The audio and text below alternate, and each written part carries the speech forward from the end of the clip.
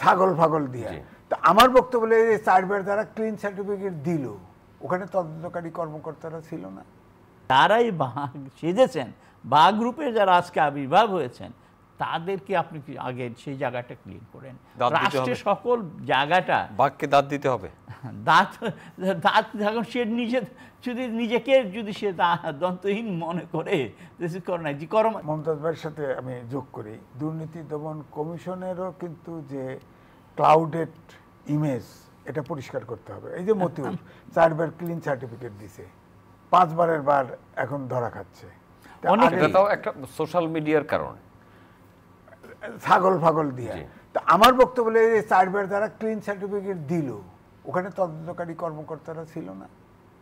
ওটার commission pass করছে না, ক্লিন সার্টিফিকেট দিছে না, ওখানে তদন্ত হোক না করে ইমেজ বিল্ড আপ করুন। আমি যেটা বলতে চাচ্ছিলাম, যেটা ভাইয়া বলছেন যে আপনাকে যখন দুর্নীতি দমন কমিশন কাছে অনেকের অনেক অভিযোগ টেলিভিশনে, প্রিন্ট মিডিয়া, ইলেকট্রনিক মিডিয়াতে বহুজনের, রাজনীতিবিদ, বিভিন্ন আরও যারা সরকারি বিভিন্ন সময় বিভিন্ন ধরনের আপনার প্রতিবেদন ছাপা হয়েছে এবং সেই প্রতিবেদনের ভিত্তিতে তাদের দুর্নীতি দমন কমিশন ইনভেস্টিগেশন করেছেন এবং সব কিছু করে ফাইল রেডি করেছেন। কিন্তু পরবর্তী দেখা গেল তারা সেখান থেকে তাদেরকে করে দেওয়া হয়, খালাস করে দেয়, তারা ক্লিন সার্টিফিকেট পেয়ে গেছে, যে ইজ এ ক্লিন ম্যান।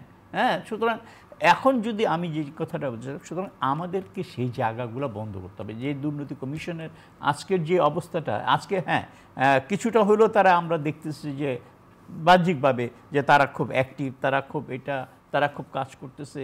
কিন্তু আপনি জানেন দুর্নীতি কমিশনের একসময় চেয়ারম্যান ছিলেন, উনি বলেছিলেন দুর্নীতি কমিশন হলো একটা দন্তহীন বাঘ, এটা দাঁত নেই, এটার কোনো ইয়ে নেই। সুতরাং এই দন্তহীন বাঘটা এবং যারাই বাঘ সেজেছেন, বাঘ গ্রুপে যারা আজকে আবির্ভাব হয়েছেন তাদেরকে আপনি আগে সেই জায়গাটা ক্লিন করেন।